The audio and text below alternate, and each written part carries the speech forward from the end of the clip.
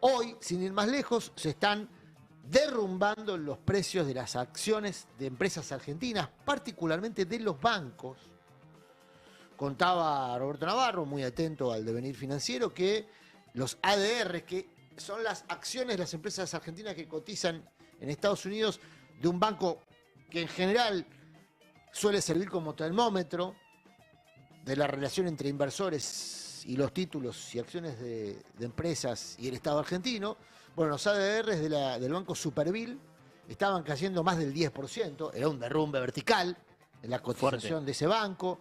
¿Por qué los bancos hoy pueden sufrir pérdidas significativas en el valor de sus acciones? Bueno, porque ayer finalmente se realizó esta licitación y solo se consiguió renovar el 60... Esta licitación, nos referimos a los 15 billones de dólares que estaban en juego, de pesos, perdón, 15 billones de pesos que ayer se pusieron en juego en la licitación. Bueno, solo se consiguió renovar el 61% de los vencimientos, de modo que el equipo económico decidió dos cosas. Por un lado, salir de la lógica del canje voluntario, del rollover, para imponer un título. Ojo, porque eso se empieza a acercar a esto que había dicho el consultor Salvador Di Stefano en su cuenta de Twitter. Salvador Di Stefano, consultor económico muy cercano al sector agropecuario, y a Javier Milei, que en un tuit hace un par de días habló de reestructuración. Esa palabra no saben cómo circuló entre los papers que se intercambian los inversores en Estados Unidos, ¿eh? Porque los inversores, cuando leen la palabra reestructuración, imaginan primero un default. Puede haber alternativas, sí, un reperfilamiento, pero básicamente que el gobierno no va a poder cumplir con sus compromisos. Cuando la palabra reestructuración refiere a eso, a que va a haber un canje compulsivo para los tenedores de títulos argentinos.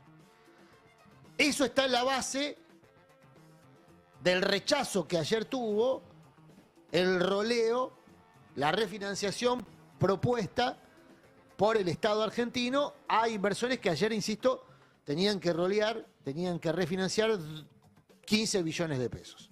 Bueno, 61% aceptó porque el caramelo no era un caramelo de madera, un caramelo masticable, rico.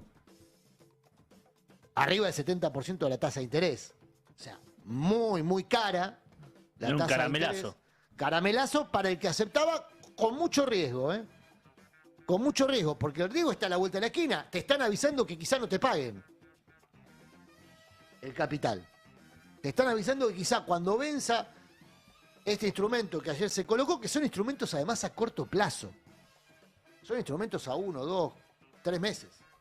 Son, insisto, instrumentos que ofrecen alta tasa de interés, que son a corto plazo, que supone que a corto plazo el riesgo de default es menor, y aún así el 40% de los tenedores de títulos decidieron pedir la plata. Dame los pesos. Bueno, si el Estado hubiese dejado las cosas así, tendría que haber entregado el equivalente a 400 millones de dólares en pesos. ¿Y por qué está bien hacer la cuenta en dólares a un tipo de cambio de 1.300? Bueno, porque una vez que esos pesos llegaban a los ahorristas que decidían no refinanciar, naturalmente los ahorristas se daban vuelta, bancos en este caso, no son ahorristas particulares, se daban vuelta y vendían esos pesos para adquirir dólares.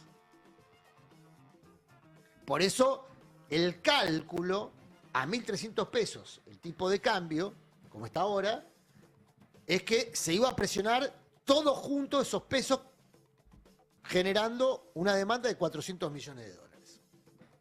O sea, más presión sobre el tipo de cambio, más presión sobre los dólares, que es el producto que escasea en materia financiera en la Argentina. Hay pocos dólares. ¿Qué decidió finalmente el Estado? Imponer un título. Ya venía de subir el encaje, es decir, de presionar a los bancos para que tuviesen que quedarse con los pesos y no pudieran ir con esos pesos al mercado de cambios.